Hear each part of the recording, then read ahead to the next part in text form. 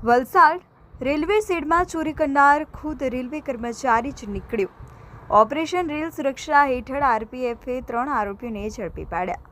રક્ષક જ ભક્ષક બન્યો હોય તેવો ઘાટ સર્જાયો છે. વલસાડ રેલવે સુરક્ષા દળ એટલે કે આરપીએફને ઓપરેશન રેલ સુરક્ષા અંતર્ગત એક મોટી સફળતા મળી છે. વલસાડના ઇલેક્ટ્રિક લોકો શેડમાંથી થયેલી લાખો રૂપિયાના કોપર અને બ્રાસની ચોરીનો ભેદ ઉકેલાઈ ગયો છે. નવાઈની વાત તો એ છે કે આ ચોરીના તાર ખુદ રેલવેના જ કર્મચારીઓ સાથે જોડાયેલા નીકળ્યા છે. ગત 30મી માર્ચ 2026ના રોજ વલસાડ ઇલેક્ટ્રિક શેડના NS સેક્શનમાંથી કિંમતી કોપર અને બ્રાસની ચોરી થવા બાબતે અજાણ્યા શખ્સો વિરુદ્ધ ગુનો નોંધાયો હતો. આ મામલાની ગંભીરતાને જોતા આરપીએફ રાજેન્દ્ર કુમાર ચૌધરી અને તેમની ડિટેક્શન ટીમ DFCCIL સ્ટાફની મદદથી તપાસનો ધમધમાટ શરૂ કર્યો હતો.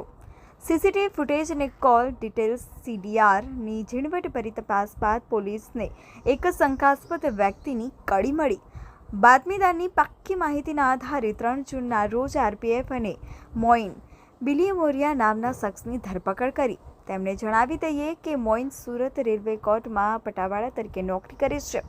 આરપીએફની કડક પૂછપરછમાં મોઇને વટાણા વેરી દીધા અને કબૂલ્યું કે તેણે વલસાડ લોકો શેડમાં ડ્રાઈવર તરીકે ફરજ બજાવતા રેલવે કર્મચારી વસીમ મંસૂરી સાથે મળીને આ ચોરીને અંજામ આપ્યો હતો.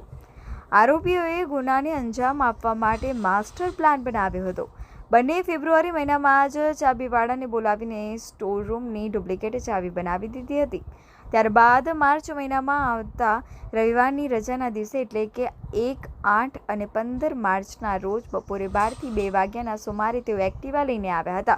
ડુપ્લિકેટ ચાવીથી સ્ટોર ખોલી સામાન બોરીમાં ભરીને બહાર મૂકતા ત્યારબાદ Moin swift car GJ 15 CN 0183 લાવીને તેમાં ચોરીનો માલ સગેવગે કરતા હતા.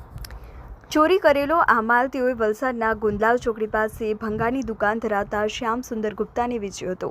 પોલીસે ભંગારના વેપારી શ્યામ સુંદરની પણ ધરપકડ કરી છે અને તેની દુકાનેથી 134 કિલો કોપર અને 50 કિલો બ્રાસ મળી કુલ 57,000થી વધુનો મુદ્દામાલ જપ્ત કર્યો છે.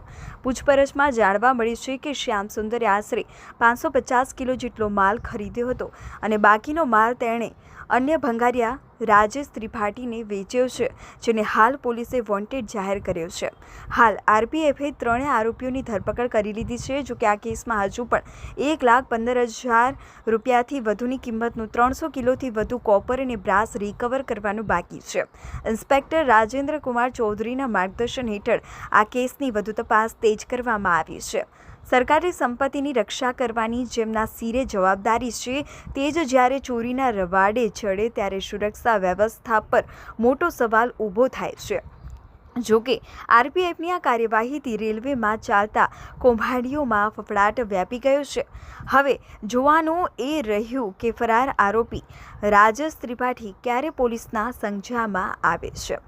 પરંતુ નવાઈ લગાડવા જેવી વાત તો એ છે કે આ સમગ્ર ચોરીના મામલો આરપીએફ દ્વારા મીડિયા સમક્ષથી છુપાવી બંધ બારણે પતાવી દેવામાં આવ્યો અને મીડિયા દ્વારા વારંવાર પૂછવા છતાં આરોપીઓના વિઝ્યુઅલ કરવા દેવાયા નહીં અને અલગ બહારના કાઢી મીડિયાને આરોપીઓથી દૂર રાખવામાં આવ્યા. જો આ ચોરીના મામલાની તટસ્થ તપાસ કરે તો કદાચ મોટા માથાઓના નામ ખુલી શકે એમ છે અને મીડિયાથી આ સમગ્ર મામલો દૂર રાખી આરપીએફની ભૂમિકા શંકાના દાયરામાં.